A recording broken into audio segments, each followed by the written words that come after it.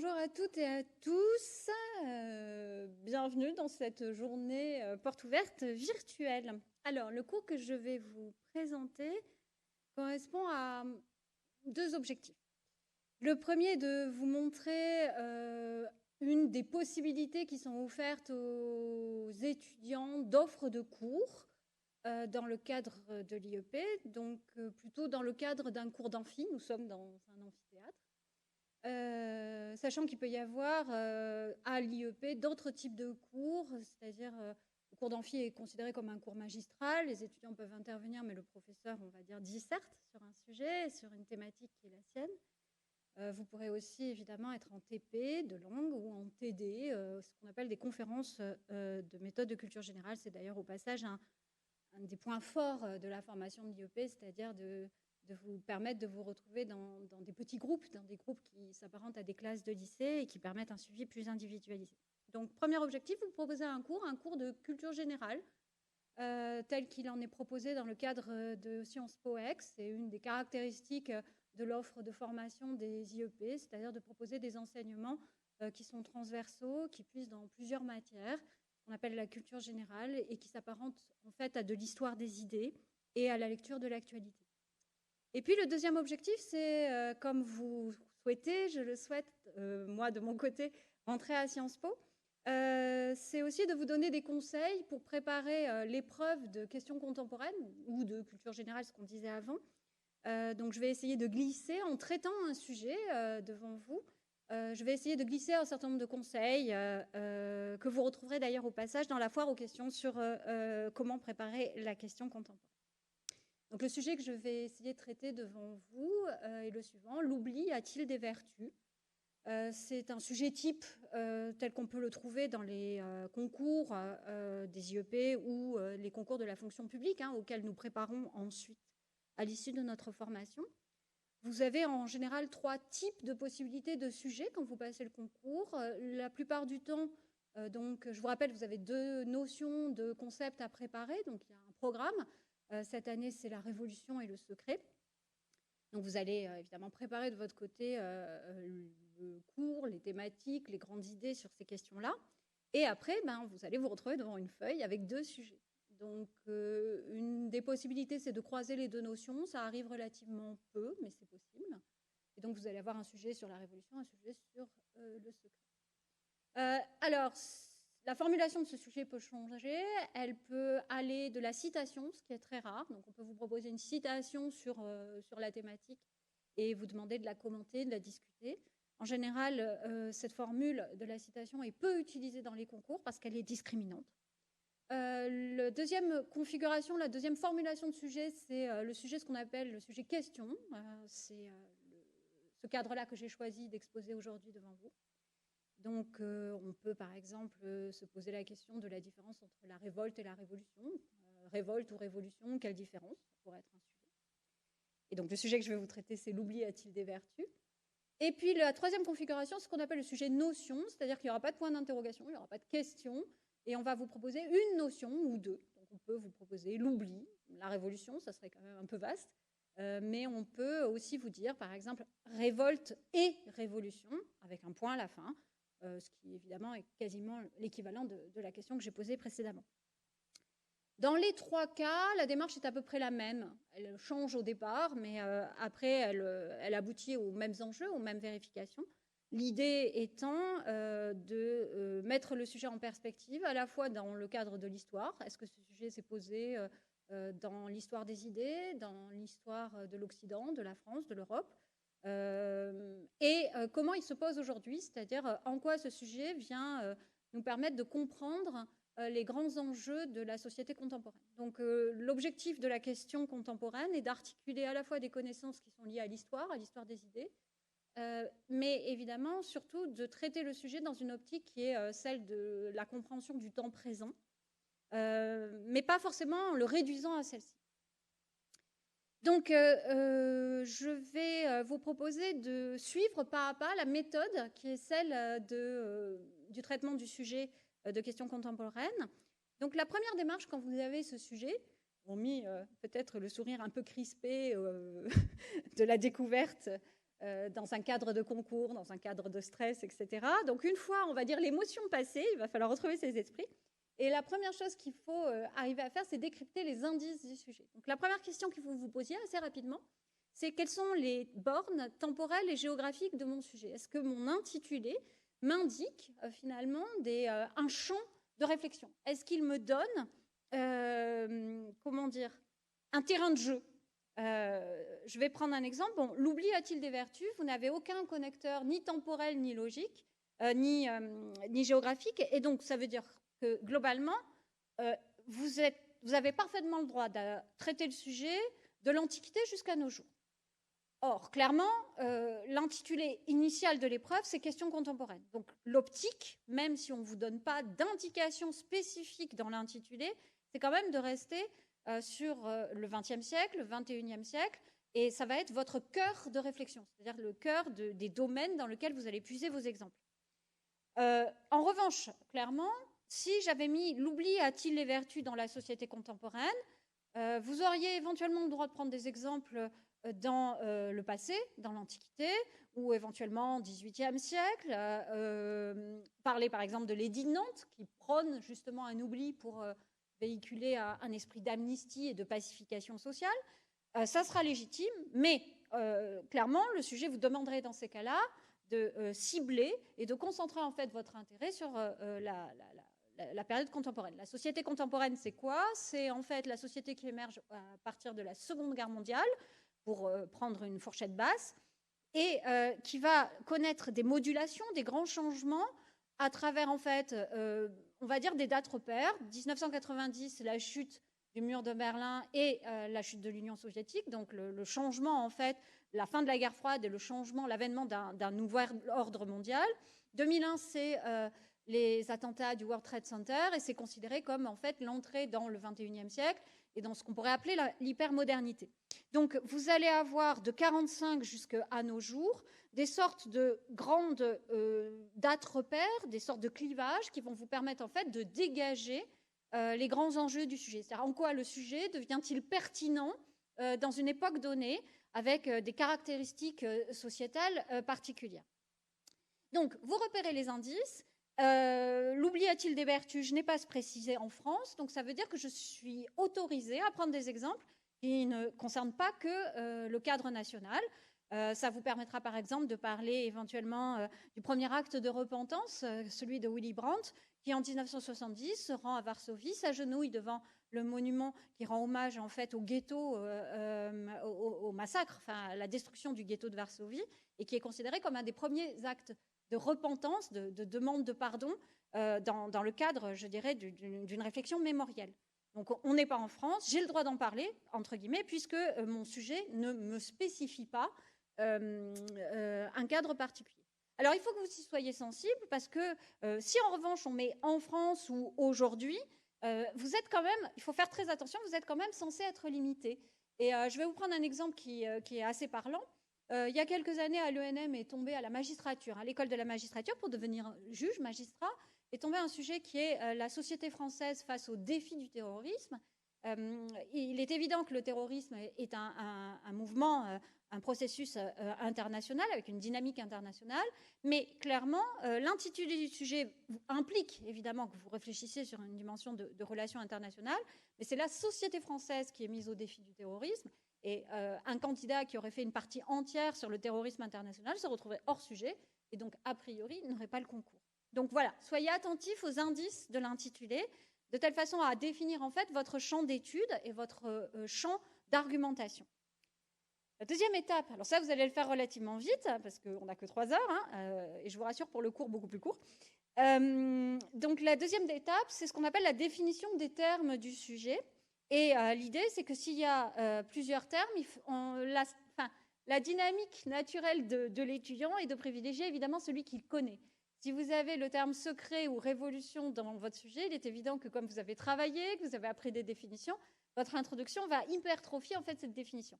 Mais n'oubliez pas qu'on vous met en jeu dans l'intitulé d'autres termes, et il ne faut pas les négliger, parce que sinon ça va déséquilibrer, et le risque majeur, c'est que parce que vous avez bien travaillé, mais que vous êtes stressé, que vous manquez de lucidité, vous allez réciter un cours au lieu en fait de traiter le sujet. Donc on définit tous les termes du sujet, et il faut évidemment les relier entre eux. Donc, dans l'introduction, vous allez faire un paragraphe qui va relier ces définitions et pas les prendre une à une, l'une après l'autre, ce qui évidemment est considéré peut-être un petit peu comme étant maladroit ou en tout cas inachevé. Alors, l'oubli a-t-il des vertus? Nous avons deux termes. Un qui on va avoir tendance à privilégier, qui est le substantif oublié. Le second, vertu, est peut-être plus rapide à, je dirais, définir. On va commencer par lui. Le mot vertu a, dans un cadre spécifique, une dimension morale. Ça correspond à, je dirais, des qualités, la faculté à faire le bien et une qualité qui est considérée comme étant positive et qui est liée en fait à une dimension morale, voire religieuse, quelqu'un qui est vertueux et quelqu'un qui fait le bien. Dans un cadre particulier plus spécifique, et notamment le prince de Machiavel, la vertu au sens de virtu, et je dirais un ensemble de qualités qui ne sont pas forcément liées à la morale, mais davantage à l'énergie, la ruse, l'efficacité d'un homme politique. Globalement, on peut l'éliminer dans le cadre du sujet, c'est trop singulier et le sujet n'a pas cette vocation à réfléchir, je dirais, dans ce cadre-là. Et je dirais que le mot vertu, je dirais, c'est sécularisé dans le cadre du sujet, au sens où on peut l'assimiler à avantage. Les vertus, ça serait éventuellement les qualités positives, les qualités intéressantes, efficientes, les avantages que constituerait la notion d'oubli. Donc le terme vertu a une dimension morale, mais il est probable que là, dans le cadre de la problématique, on lisse cette dimension au départ religieuse et morale et philosophique pour faire du mot vertu un terme un petit peu plus neutre qui s'apparente à avantage, intérêt, efficacité dans un cadre qui est celui de la société contemporaine. Le terme oubli, en revanche, est peut-être davantage à interroger et il est évidemment le cœur du sujet. Alors, si on est chez soi et qu'on a un dictionnaire, on ouvre le dictionnaire, c'est facile, et on vous encourage à, pendant toute l'année où vous préparerez le concours, à essayer d'abord de fréquenter les dictionnaires, à essayer de réfléchir éventuellement aux étymologies. Si évidemment vous faites du latin et du grec, ce sera peut-être plus simple. Mais si vous ne connaissez pas les étymologies, n'hésitez pas peut-être à passer par des langues étrangères. Est-ce que le mot oubli se dit autrement en italien, en espagnol ou par exemple en anglais? Ça permet d'affiner parfois et de mieux comprendre les définitions quand on n'a pas un livre à sa disposition. Il est évident qu'en revanche, secret et révolution impliquent que vous ouvriez ce dictionnaire, que vous appreniez l'étymologie. Elle est d'ailleurs au passage capitale pour le mot révolution. Je suppose que si vous avez commencé à travailler dessus, vous avez vu qu'il y a une différence entre la révolution astronomique et la révolution politique. Donc oubli vient du verbe oublier, qui vient du latin oblitare, c'est-à-dire le fait de perdre de vue quelque chose, le fait de ne plus penser à quelque chose. De fait, très rapidement, le terme va s'inscrire dans un cadre qui est celui de la mémoire, ne pas garder dans sa mémoire quelque chose. Donc le verbe oblitare est intéressant parce qu'il est aussi, quand on ouvre le dictionnaire, on le découvre. C'est un verbe qui est proche d'un autre verbe en latin qui est oblinere et qui est le fait de recouvrir quelque chose d'un enduit pour l'effacer. Et on va le retrouver d'ailleurs au passage dans un mot un petit peu, pas compliqué, mais un mot qui est peut-être moins usité à l'heure des messages Internet, mais quand on met un timbre sur une lettre, on l'oblitère, c'est-à-dire que pour justement montrer qu'on a payé et que c'est passé à la poste, on va oblitérer le timbre, c'est-à-dire qu'on va faire passer de l'encre par-dessus, on va le marquer et d'une certaine manière le rendre usagé. Donc c'est quelque chose qu'il faudra garder, cette idée en fait que l'oubli n'est pas forcément simplement l'effacement et la disparition, c'est le fait de recouvrir un fait pour éventuellement le repousser, l'étouffer, l'éliminer. Mais il y a aussi cette idée d'un enduit qu'on passe dessus, et peut-être que le dessin, ou en tout cas ce qu'on a cherché à effacer, demeure derrière l'enduit. On le voit très bien dans la peinture à travers ce qu'on appelle un repentir. Un repentir, c'est quoi? C'est le fait en fait que le peintre hésite, il a pensé faire un geste, et puis au dernier moment, il décide de changer ce geste qui est fait par un personnage, et donc il va oblitérer en fait ce morceau qu'il veut changer, et il va repasser par-dessus. Mais si on passe la peinture au scanner, on va voir que derrière, le premier dessin a demeuré, ce qui est d'ailleurs au passage très intéressant pour interpréter certaines peintures. J'avance déjà un petit peu dans le sujet. L'oubli est à la fois évidemment l'effacement, l'occultation, mais évidemment, il demeure quelque chose derrière qui continue, qui avance, qui mine. Dernier point dans la définition, parce que c'est peut-être un petit peu long. On rappellera que le mot oublier se retrouve aussi dans une autre expression qui est le verbe s'oublier et qui suppose là pour le coup une faiblesse, à la fois physique mais aussi morale, quelqu'un qui s'abandonne, quelqu'un qui renonce, quelqu'un qui ne résiste plus, avec une dimension évidemment qui est négative. Alors ça c'est la première démarche, j'ai défini les termes. La troisième élément, si on suit la méthodologie, vous engage à essayer de vous interroger sur deux plans. Le premier, quelle est l'actualité immédiate de ce sujet? Pourquoi on me pose cette question aujourd'hui? Et là, évidemment, il va y avoir deux plans. Il y a un premier plan qui est l'actualité immédiate, ce qui s'est passé hier dans le monde, ce que vous avez lu la veille du concours parce que vous étiez stressé, donc vous avez essayé de tout empiler en disant, voilà, il faut que je me tienne au courant de l'actualité. Et bon, soyons clairs, le sujet a été choisi en général 2 mois avant, mais on va dire qu'il y a une actualité immédiate. Typiquement, en ce moment, on peut imaginer que le Covid, la crise du Covid, la crise sanitaire ou les questions de liberté, de sécurité puissent, jusqu'à un certain point, obnubiler ou intéresser les gens qui fabriquent les sujets et qu'ils aient dans la tête ce genre de problématiques et qu'elles rejaillissent tout simplement dans l'intitulé du sujet. Mais cette actualité, il faut la repérer.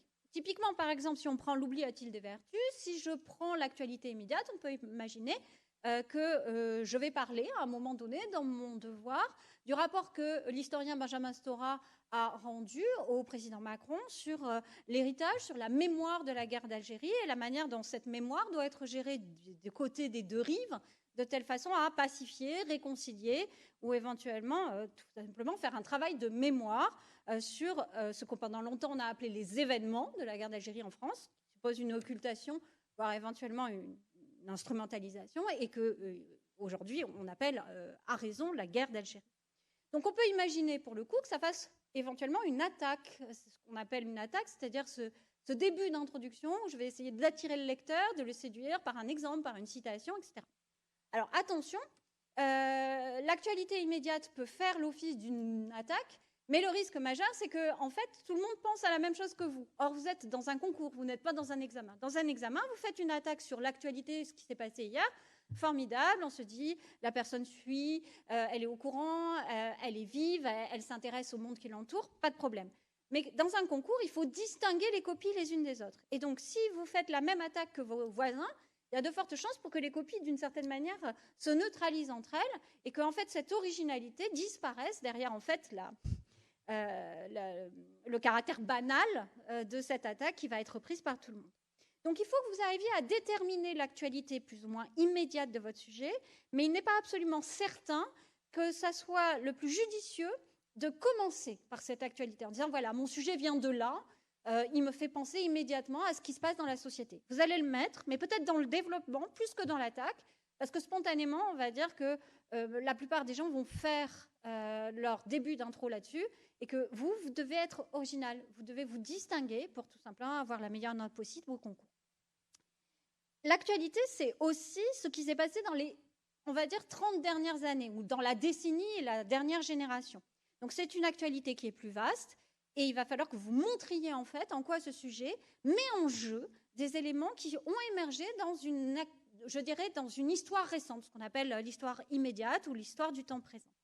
Et donc, plus dans votre démarche de réflexion sur le sujet, il faut partir, je dirais, du présent et essayer de remonter le plus loin possible en essayant de voir en quoi le sujet change de donne, change de représentation à des époques données. Je vais prendre un exemple. Dans les années 80, on va avoir une émergence en France d'une réflexion sur la collaboration, sur ce passé qui ne passe pas, a dit un historien, Rousseau, Henri Rousseau en l'occurrence, et qui a commencé à faire en sorte qu'on a reconsidéré une grille de lecture de ce qui s'était passé en France pendant la Seconde Guerre mondiale sur un prisme qui n'était pas celui de ce qu'on a appelé le résistentialisme, c'est-à-dire l'idée qu'en fait l'essentiel de la France avait été résistante aux côtés à la fois des résistants et du général de Gaulle. Et donc on a eu non pas forcément une réécriture de l'histoire, mais tout simplement une présentation des faits qui valorisait un aspect qui n'était peut-être pas majoritaire de ce qui s'était passé pendant la Seconde Guerre mondiale. Donc dans les années 1980, on a un rapport au temps qui va changer et qui est lié à l'émergence d'un devoir de mémoire. Pourquoi? Parce que montée du Front National en Europe et singulièrement en France, donc de la pensée extrémiste, voire éventuellement renouveau ou émergence de ce qu'on appelle le négationnisme, la négation des camps de concentration. On a un certain nombre de phénomènes qui, en fait, renouvellent notre rapport à l'histoire, à la mémoire, et vont déterminer en fait un rapport à l'oubli, une considération de l'oubli de façon négative et péjorative. Autrement dit, oublier, dans un contexte qui est post-Seconde Guerre mondiale, est considéré en fait comme un manque, une faiblesse, une défaillance, à la fois des individus, mais aussi des États. Et donc, mon sujet, il se pose dans ce cadre-là. Il se pose dans un cadre-là parce que la thèse, ce qu'on appelle la doxa, c'est-à-dire ce que les gens pensent, que la majorité pense, ce qui est d'usage de convenir comme étant une vérité dans une société, suggère que l'oubli est néfaste. C'est-à-dire qu'il a été, il a été lié à une entreprise totalitaire de réécriture de l'histoire, et que oublier le passé ou oublier des phénomènes ou des faits qui ont eu lieu dans le passé, c'est prendre le risque éventuellement de les voir se perpétuer. C'est l'idée que celui qui ignore son passé est susceptible, hélas, d'en revivre la tragédie. Et donc on a un imaginaire global, si on reprend la doxa, qui est hostile à l'oubli, ou en tout cas qui le considère comme étant une défaillance, une faiblesse, voire une faute, un manque dans la société, avec parallèlement l'émergence d'un devoir de mémoire, d'une réflexion et d'un renouvellement de l'historiographie à travers, depuis déjà les années 30, l'école des Annales, puisque les héritiers de l'école des Annales en France, qui sont les tenants comment dire, de la deuxième et la troisième génération de l'école des Annales, l'histoire des mentalités, etc. Bon, on a un renouvellement de l'histoire, le développement de ce qu'on appelle le devoir de mémoire, autour notamment des rescapés des camps de concentration, en particulier peut-être celui que vous connaissez le plus, qui est Primo Levi, avec le récit terrifiant qu'il fait de son expérience concentrationnaire, et c'est un homme. Et donc on a une valorisation du devoir de mémoire. Deuxième étape, dans les années 80, je vous le disais, un risque qui est celui de l'oubli ou de la réécriture de l'histoire, négationnisme, etc., mais aussi un phénomène qu'on appelle la mondialisation, qui fait que de plus en plus les Français, pas simplement les Français, mais on va dire en particulier peut-être la nation française, se retrouve d'une certaine manière perdue dans un monde qui va basculer, qui est la fin de la guerre froide, 80-90.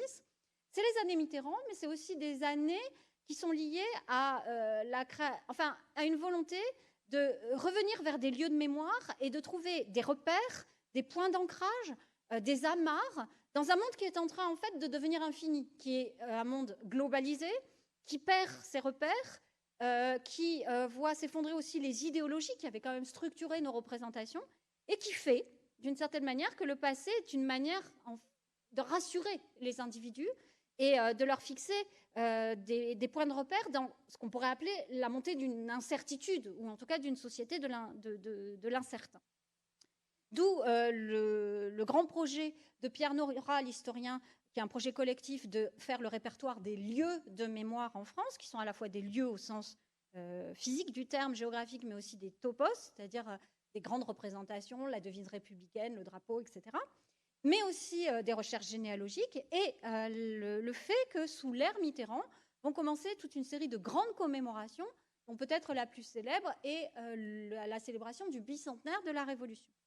Donc, si je résume, je suis en train de faire quoi? Je suis en train en fait de partir de mon sujet et de me rendre compte que ce sujet fait bouger, renvoie en fait à des phénomènes qui datent en fait de l'après-Seconde Guerre mondiale, et qui, je dirais, jusqu'à un certain point, se cristallise sur une double représentation, une vision négative, péjorative et problématique de l'oubli, comme étant non pas une vertu, mais un vice, d'une certaine manière, et parallèlement la valorisation d'un devoir de mémoire de l'histoire, et tout simplement de l'acte de se souvenir, comme étant un acte politique de résistance, de contestation, et éventuellement un acte politique nécessaire pour éviter que les tragédies du passé se reproduisent.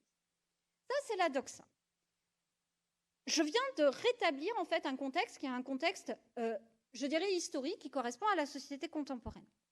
À partir de là, je suis obligée de raisonner. Le sujet me demande de penser le contraire, si vous regardez.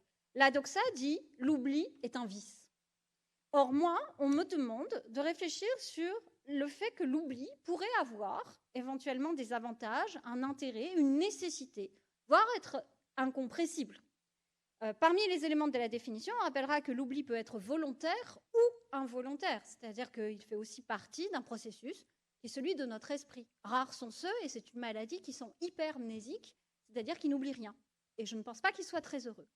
Donc, mon sujet me demande de prendre à rebours, en fait, une réflexion qui est une réflexion globale et, je dirais, acceptée de tous, et qui consiste à faire de la valorisation de la mémoire un élément à la fois personnel et collectif, sociétal, premier, quitte à faire passer l'oubli au second plan. Donc, le sujet me demande de développer une sorte d'antithèse. Et là, je reviens sur le contemporain. Qu'est-ce qui, finalement, dans la société contemporaine, pourrait éventuellement justifier la nécessité, je dirais jusqu'à un certain point, la volonté, non pas d'oublier, mais de réhabiliter, en fait, l'acte de ne pas garder en mémoire certains faits et de ne plus penser à quelque chose. Je reprends la définition. Donc, en fait, là, si vous regardez, je viens, en fait, de poser une dynamique de raisonnement. Oui, l'oubli a des éléments négatifs et, parallèlement, la société contemporaine a valorisé le devoir de mémoire. Néanmoins, qu'est-ce qui, dans la société contemporaine, peut aboutir à des limites du devoir de mémoire, c'est-à-dire est-ce que se souvenir de tout, un, est possible et deux, souhaitable, et dans quelle mesure l'oubli peut avoir éventuellement des vertus, des capacités qui permettent finalement le vivre ensemble et qui, je dirais, nous permettent éventuellement de dépasser, de progresser dans, je dirais, l'histoire ou l'évolution d'une société donnée. Et c'est à ce moment-là, évidemment, que le sujet met en jeu des éléments contemporains qui sont la concurrence des mémoires, le fait que des pays, des nations, des communautés sont gangrénées. Je reprends un terme qui est celui d'une partie d'un livre de Benjamin Stora dont je parlais tout à l'heure et qui traite de la guerre d'Algérie et de la mémoire de la guerre d'Algérie, qui s'appelle la gangrène ou l'oubli. Dans quelle mesure la mémoire, éventuellement, ou l'acte de souvenir, voire éventuellement l'histoire, distinguer histoire et mémoire, ça sera du vocabulaire et indispensable, peuvent gangréner, miner une société, éventuellement la faire vaciller. Dans quelle mesure l'absence de certitude sur le passé, ou tout simplement le fait qu'il y ait des histoires plurielles à un moment donné, nous sommes dans une période où, en fait, à travers le déboulonnage d'un certain nombre de statuts, ce qu'on appelle aussi, ce qui n'est pas tout à fait la même chose, la cancel culture, c'est-à-dire le fait de revoir, en fait, peut-être pour la censurer, reste à voir, ou en tout cas de revoir des pans entiers de notre histoire, tend à montrer que ce devoir de mémoire qui est censé faire société, et peut-être dans ces manifestations actuelles, a une fonction inverse, ou en tout cas aurait, je dirais, des effets collatéraux qui seraient dommageables. Donc le sujet me demande en fait de penser tout à la fois le statut de la mémoire et de l'histoire dans la société contemporaine et la manière dont on va pouvoir l'articuler en fait avec finalement non pas forcément un nécessaire oubli, mais une autre manière de concevoir le passé qui suppose peut-être un dépassement ou tout simplement une métamorphose. Donc là, je suis arrivée progressivement à ce qu'on pourrait appeler une problématique. J'ai amarré le sujet sur de l'histoire, sur des éléments qui sont contemporains, et si vous regardez, j'ai introduit une sorte de dynamique. Une première dynamique qui est, en fait, si vous regardez, une antithèse. L'oubli est un vice. Et j'essaie de montrer ou d'interroger les raisons qui feraient qu'un oubli et une certaine forme d'oubli, un certain travail d'oubli, pourrait éventuellement être intéressant dans la société contemporaine pour répondre à des failles ou des manques précisément du devoir de mémoire. Comment faire, par exemple, dans une société où on parle de balkanisation des mémoires, de morcellement finalement de la société à travers une grille de lecture du passé qui est concurrentielle et qui cesse d'être consensuelle? Comment équilibrer cela? Comment, en fait, gérer le rapport au passé dans une société qui, quand même, malgré tout, doit évoluer, continuer à avancer et progresser. J'en arrive à, si vous regardez, le fait que je dégage un certain nombre de questions, ce qu'on va appeler les enjeux, voire la problématique. Restera après à développer un raisonnement. Et là, je vous conseille, plutôt que de passer à deux parties, d'envisager 4 idées. Et ces 4 manières de concevoir le passé, qui supposent peut-être un dépassement ou tout simplement une métamorphose. Donc là, je suis arrivée progressivement à ce qu'on pourrait appeler une problématique. J'ai amarré le sujet sur de l'histoire, sur des éléments qui sont contemporains, et si vous regardez, j'ai introduit une sorte de dynamique. Une première dynamique qui est, en fait, si vous regardez, une antithèse. L'oubli est un vice. Et j'essaie de montrer ou d'interroger les raisons qui feraient qu'un oubli et une certaine forme d'oubli, un certain travail d'oubli, pourrait éventuellement être intéressant dans la société contemporaine pour répondre à des failles ou des manques précisément du devoir de mémoire. Comment faire, par exemple, dans une société où on parle de balkanisation des mémoires, de morcellement finalement de la société à travers une grille de lecture du passé qui est concurrentielle et qui cesse d'être consensuelle? Comment équilibrer cela? Comment, en fait, gérer le rapport au passé dans une société qui, quand même, malgré tout, doit évoluer, continuer à avancer et progresser? J'en arrive à, si vous regardez, le fait que je dégage un certain nombre de questions, ce qu'on va appeler les enjeux, voire la problématique. Restera après à développer un raisonnement. Et là, je vous conseille, plutôt que de passer à deux parties, d'envisager 4 idées. Donc, je vous conseille au brouillon, trouver 4 idées dont l'ordre ne peut pas être changé. C'est-à-dire que vous ne pouvez pas juxtaposer les idées et les coller les unes aux autres et éventuellement intervertir l'ordre sans bouleverser en fait à la fois votre raisonnement et la thèse à laquelle vous allez arriver. Donc ces 4 idées se suivent et elles ont un ordre logique. Et puis ensuite, vous allez rédiger au brouillon ce qui relie les 2 premières idées, ça fera la première partie, votre grand 1, et ce qui relie les 2 dernières idées, ça fera votre grand 2. Donc, il est entendu, et je l'ai dit dans la foire aux questions sur la question contemporaine, que vous pouvez faire un plan en 3 parties. Il faut qu'en revanche, vos parties soient équilibrées et, encore une fois, qu'elles suivent un ordre logique de raisonnement qui est destiné à répondre à la question. Alors, si on prend le sujet que j'ai proposé, que j'essaie de traiter devant vous, l'oubli a-t-il des vertus? On partira d'une première idée qui est tout simplement que les représentations traditionnelles de l'oubli en font une faiblesse, voire éventuellement une faute et un manque. Donc ça, c'est ma première idée. Ma deuxième idée à l'intérieur de la partie, ça sera la conséquence en fait de cette représentation qui fait que la mémoire et le travail de l'historien, mais aussi la recherche personnelle de passé, de repères, de généalogie, ont été, à partir de la Seconde Guerre mondiale, inversement valorisés. Alors que l'oubli était rejeté comme une faute, la mémoire elle-même devenait non plus devenait un devoir, c'est-à-dire finalement une obligation morale. Donc ça, c'est ma première partie. Si on veut la résumer sous la forme, je dirais, d'une phrase, on pourra dire « L'acte d'oublier comporte des graves risques politiques, sociaux, qui ont justifié au XXe et au XXIe siècle la valorisation du devoir de mémoire, l'enseignement de l'histoire, mais aussi le renouvellement des pratiques testimoniales, c'est-à-dire la commémoration, la généalogie, la culture du passé. » Donc mes 2 idées sont reliées par, je dirais, une phrase. Alors cette phrase est un peu longue, mais elle permet au moins au brouillon de clarifier et de faire en sorte que ça soit un bon appui pour vous au moment de la rédaction. Plus vous rédigerez votre brouillon, je ne dis pas de le rédiger en entier, mais plus vous rédigerez votre raisonnement, plus il sera clair, plus il sera détaillé, plus en fait votre plan détaillé va se dérouler facilement et surtout la rédaction sera aisée. Je dirais que le plus grand risque quand on fait un devoir de culture générale, c'est de travailler pour rien pendant 1h30 et de se rendre compte que le brouillon n'est pas une sorte de rocher sur lequel on va s'appuyer, une aide, mais quelque chose dont on est assez content mais qui est évanescent. Moins vous rédigez votre brouillon, plus vous mettez des mots tout seuls, des titres isolés, plus le travail de rédaction sera difficile ensuite. Donc il faut que ce brouillon vous aide à poser en fait les concepts.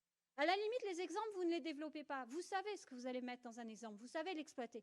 Donc vous pouvez mettre un nom d'auteur, une date, un fait historique. Ça, ce n'est pas nécessaire à rédiger. En revanche, le raisonnement doit être rédigé au brouillon de telle façon à ce qu'il soit clair pour vous, Or, évidemment, au départ, quand on travaille sur un sujet, il ne l'est pas. Donc, si on reprend cette proposition de plan et de début de première partie, qu'est-ce qu'on va mettre? Dans les limites et les faiblesses de l'oubli, on rappellera d'abord que l'oubli est une maladie, à travers, par exemple, la maladie d'Alzheimer, mais aussi à travers l'expression s'oublier. S'oublier, c'est à la fois s'oublier au sens de faiblesse physique. Hein, quand on dit qu'une personne âgée, par exemple, s'oublie, ça veut dire que voilà, elle s'abandonne à sa physiologie. Mais s'oublier, c'est aussi... Alors, ça peut être un acte moral, hein, le fait de faire passer les autres avant soi, mais souvent, évidemment, dans l'optique qui est la mienne dans cette partie, j'insisterai davantage sur le fait, effectivement, que l'oubli est lié à un abandon et éventuellement à un manque. D'où l'idée, effectivement, que le manque de mémoire est jugé comme un handicap dans la société. Et c'est aussi l'idée que, d'une certaine manière, c'est une faute. Quand on oublie ses morts, par exemple, on dit traditionnellement que en fait, le véritable deuil, la véritable mort des individus, c'est quand finalement on a oublié les êtres chers qu'on a aimés. On rappellera par exemple que Renan, qui est à la fois un philosophe et un grand penseur de la fin du 19e siècle, a théorisé la nation dans un texte qui s'appelle Qu'est-ce qu'une nation et qui a défini en fait ce que c'est que la nation dans la conception française, montre que en fait nous sommes des gens. La nation se fonde sur une dette, elle se fonde sur un cimetière, elle se fonde sur une dette à l'égard de ceux qui ont donné leur vie précédemment pour nous. Donc on a effectivement une représentation de l'oubli qui finalement est largement dévalorisée dans la société.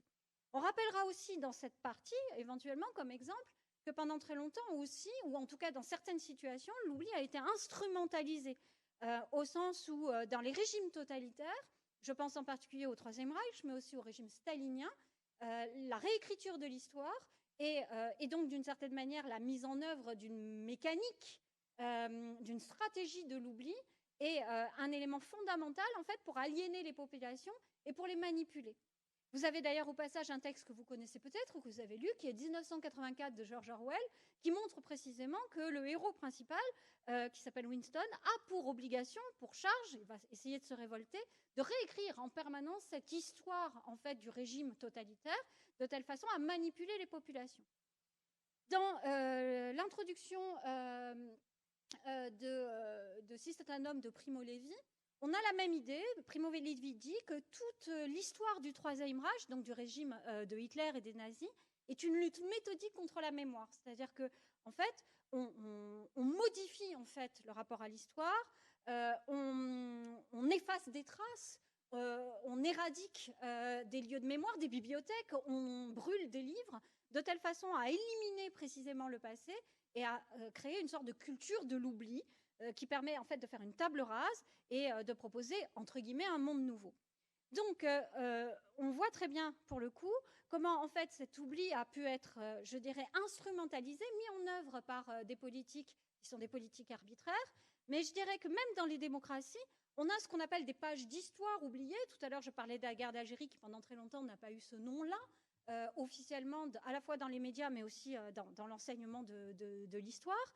Il y a toute une partie en fait de l'histoire qui est jugée peu glorieuse ou qui n'a pas été explorée ou dont on a fait disparaître les archives, qui est une histoire des vainqueurs et qui occulte en fait ou qui tente d'oublier ce qui est peut-être moins honorable.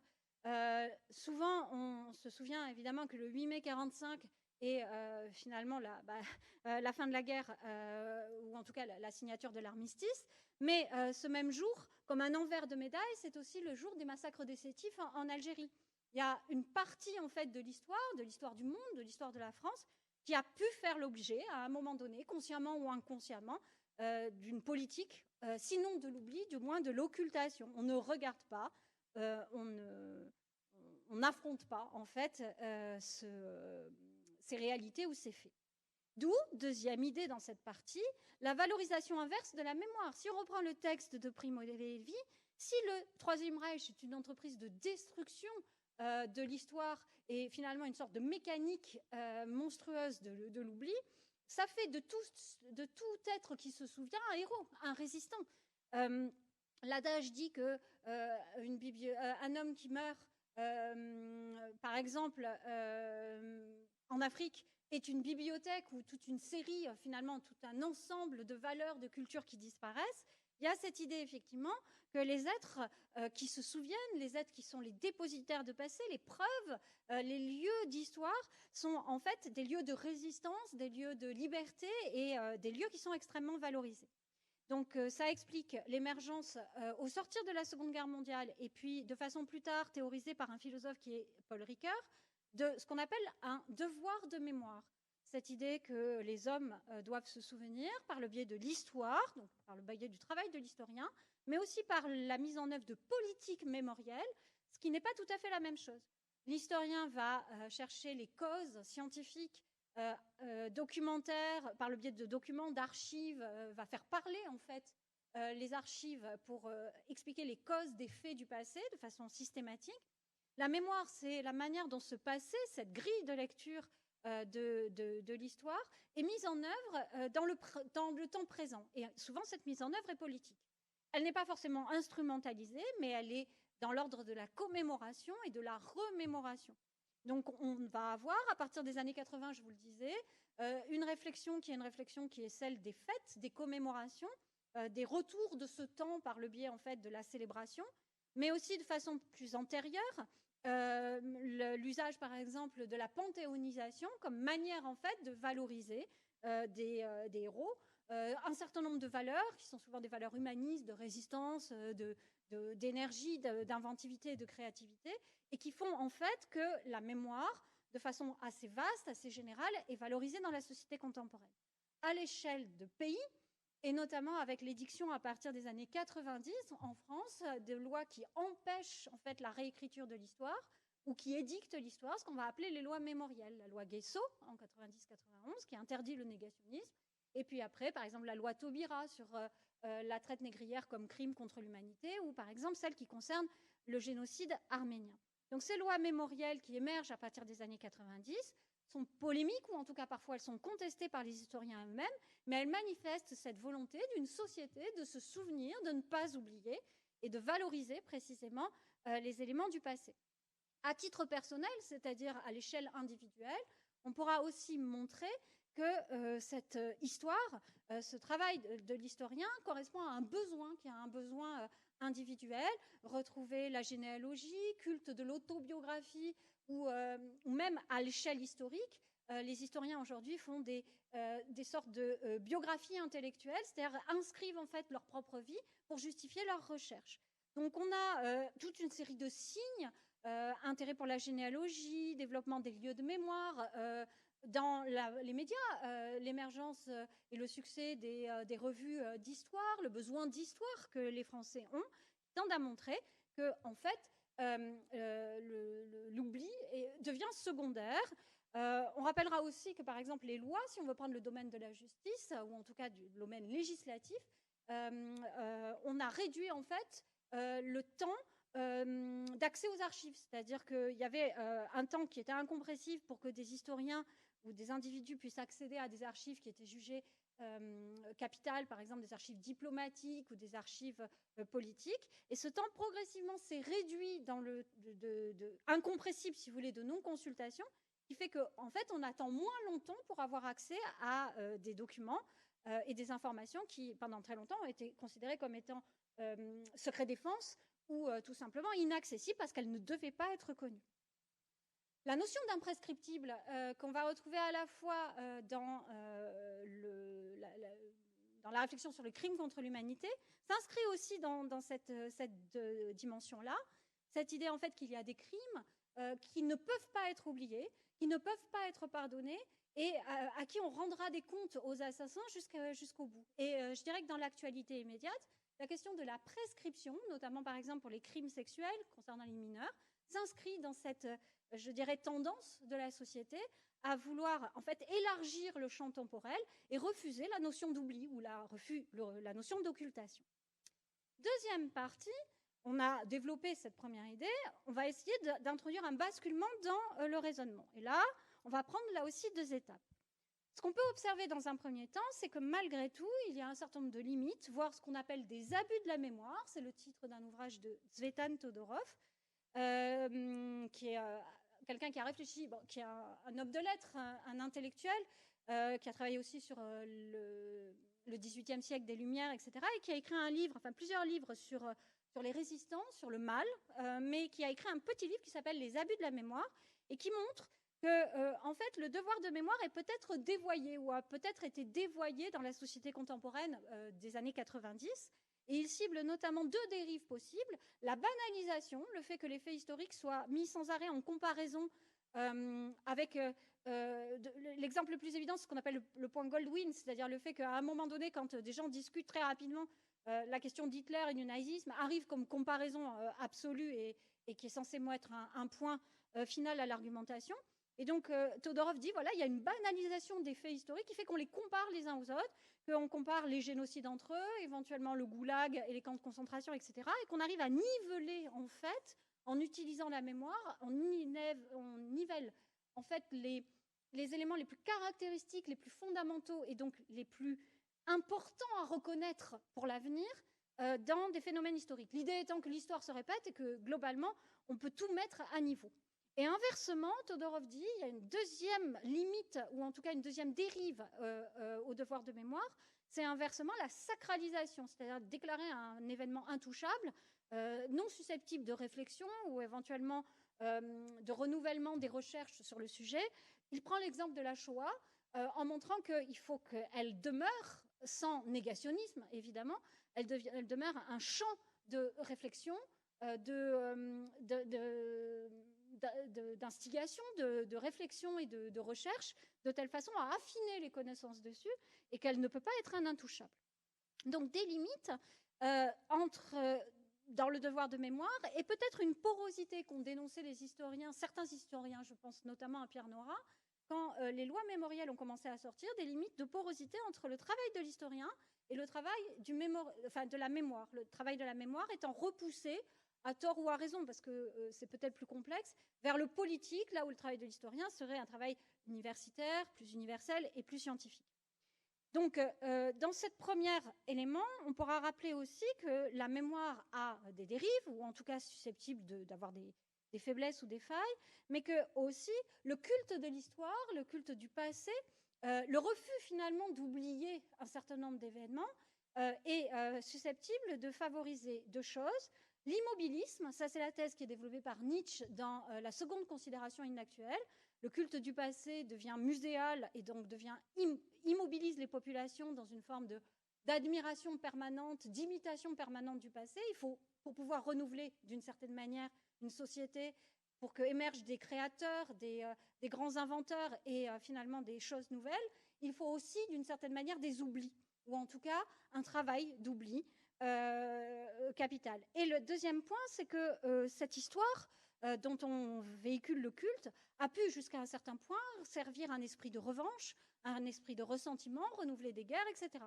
C'est ce qu'on reproche en général au manuel de la Wyss développé, le manuel d'histoire sous la Troisième République, qui aurait favorisé en fait l'esprit de la revanche et préparé en fait les soldats, les jeunes hommes à 14-18. De façon, je dirais, plus générale, vous avez un texte de Paul Valéry qui s'appelle Regard sur le monde actuel et qui traite de l'histoire et qui dit que l'histoire est la plus terrible des alchimies inventées par l'esprit humain, précisément parce qu'elle gratte les plaies, elle ravive en permanence la haine, le ressentiment, et qu'elle empêche finalement, et qu'elle monte les peuples les uns contre les autres.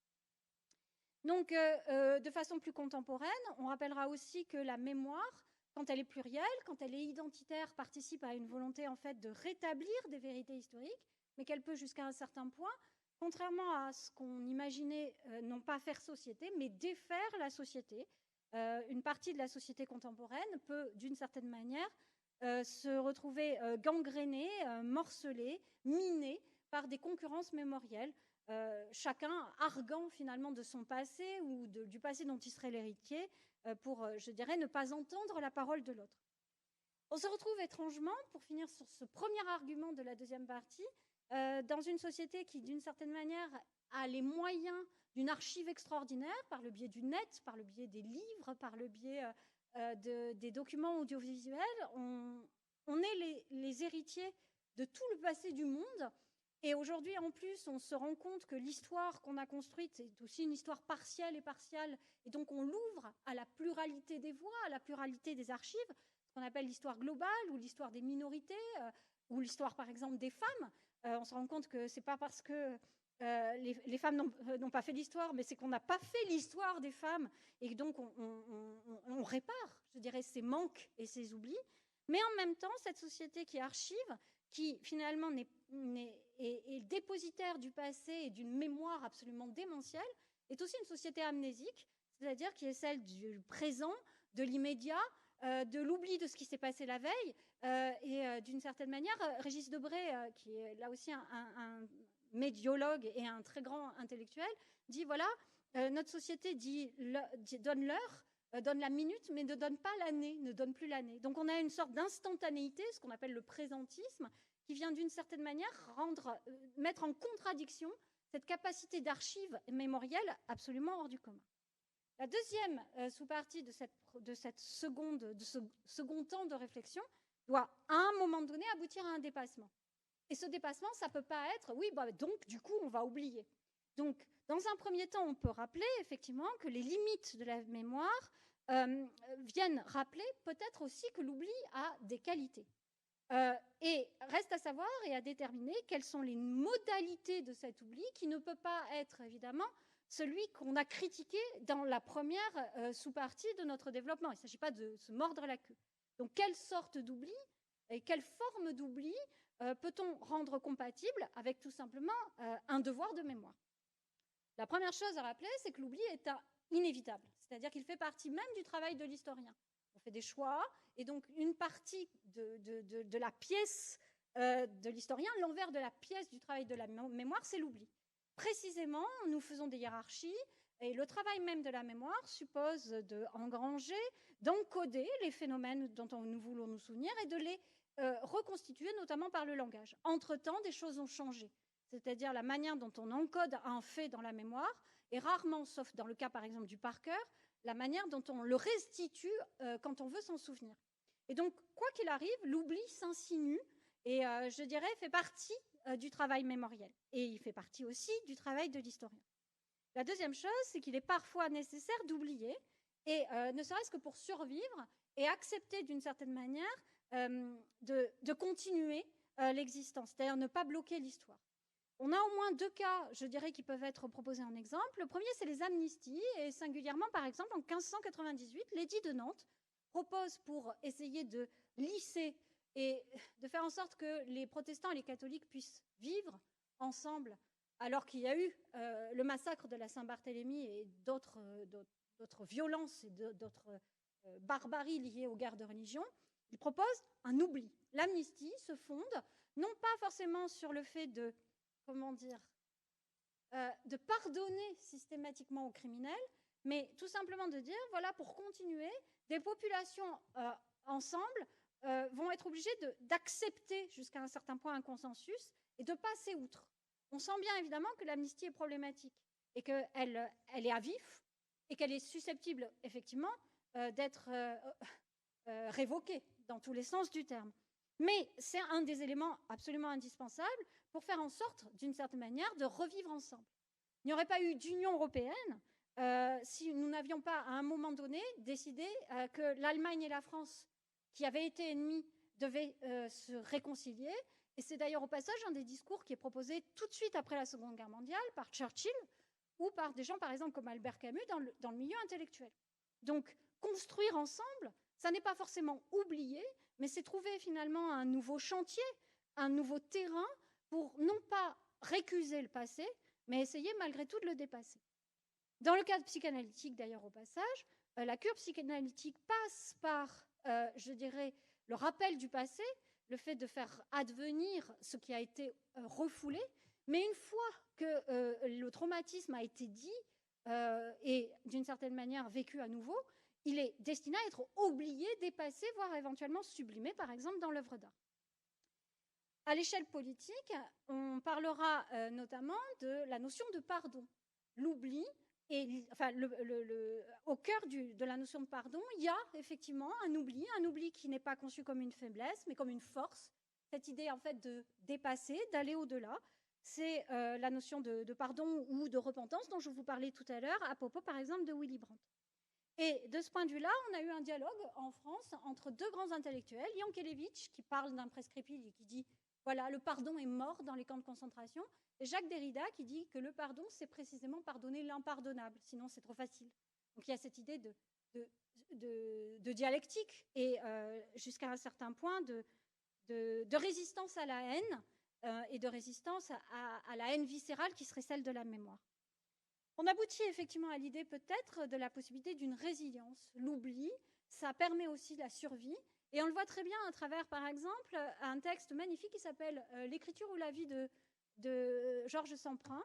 Georges Semprin, dans un premier temps, qui a connu les camps de concentration, refuse, au sortir de la guerre, d'écrire ce qu'il a vécu. Parce que, d'une certaine manière, il dit, si je dis ce que j'ai vécu, si je mets des mots sur ce que j'ai vécu, je vais revivre, ce que j'ai éprouvé, je vais en crever. Et d'autre part, je ne survivrai pas à la culpabilité d'avoir précisément survécu alors que j'ai vu mourir des tas de gens autour de moi. Et donc, il dit, c'est soit j'écris, soit je vis, l'écriture ou la vie.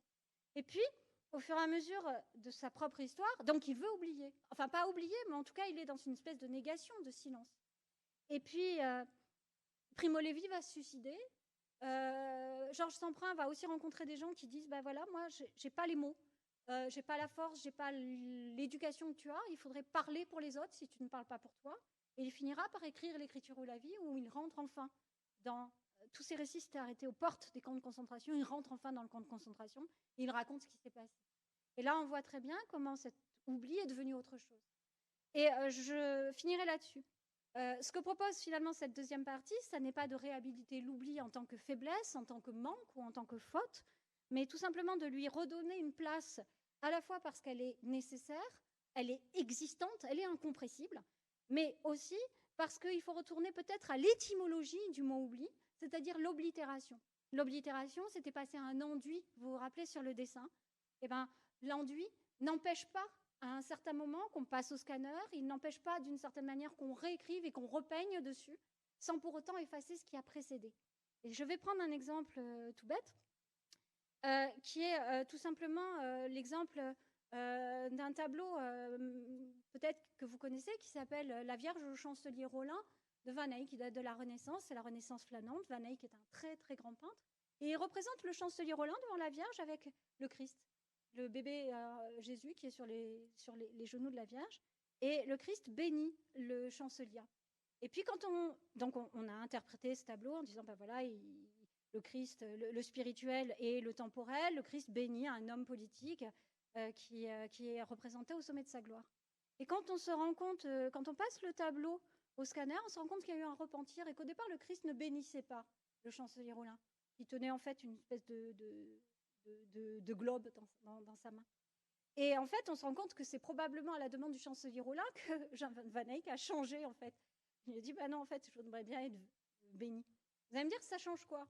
Ça change quoi? En fait, ce tableau, évidemment, il est interprété de façon différente quand on sait que c'est peut-être à la demande d'un homme d'État, d'un homme politique, que, en fait, le spirituel et le temporel se sont fusionnés à travers ce geste qui fait que, en fait, le Christ bénit un homme qui est sur terre, mais aussi un homme qui est dans le périssable, dans le précaire, dans le pouvoir et dans la puissance.